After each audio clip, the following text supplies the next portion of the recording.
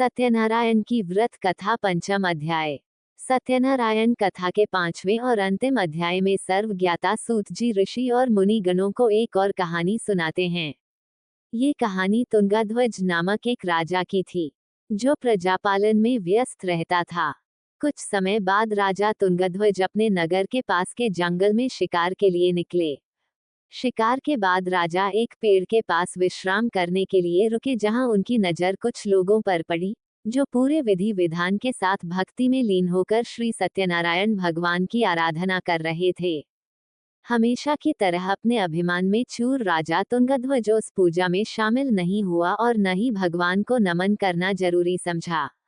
वहां मौजूद लोगों ने राजा को रोककर भगवान का प्रसाद भी दिया, लेकिन तुंगाध्वज ने प्रसाद का अपमान करते हुए उसे लेने से मना कर दिया।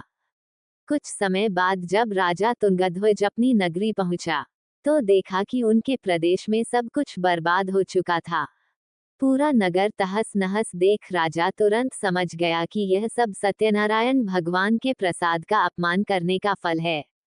वह तुरंत उसी जंगल की ओर गया और बिना किसी देरी के उस पूजा में शामिल होकर भगवान का प्रसाद भी खाया। इसके बाद जब राजा तुंगाध्वज दोबारा अपने नगर की ओर चल पड़े, वहां पहुंचकर उसने देखा कि श्री सत्यनारायण भगवान की कृपा से सब कुछ पहले जैसा व्यवस्थित हो चुका था। इसके बाद राजा तुंगाध्वज ने लंबे समय तक सुख और समृद्धि के साथ अपना जीवन व्यतीत किया और फिर मृत्यु के बाद उसे स्वर्गलोक की प्राप्ति हुई। इस कहानी के बाद सूत जी ऋषियों को कहते हैं, हे मुनिगण, इस संसार में जो भी मनुष्य श्री सत्यनारायण भगवान के व्रत को करेगा, उसकी सभी मनोकामना पूरी होगी।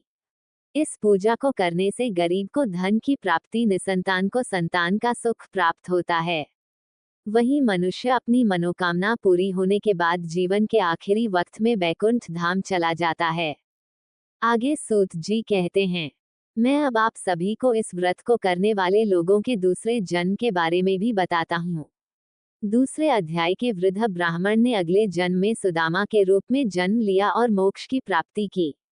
वहीं दूसरे अध्याय के लकड़हारे ने निषाद के रूप में जन्म लेकर मोक्ष की प्राप्ति की। इसके अलावा तीसरे अध्याय के उल्कामुख राजा ने दशरथ के रूप में बैकुंठ की ओर प्रस्थान किया। चौथे अध्याय के साधु नामक वैश्य ने मोरध्वज के रूप में अपने पुत्र की तरफ से मोक्ष की प्राप्ति की।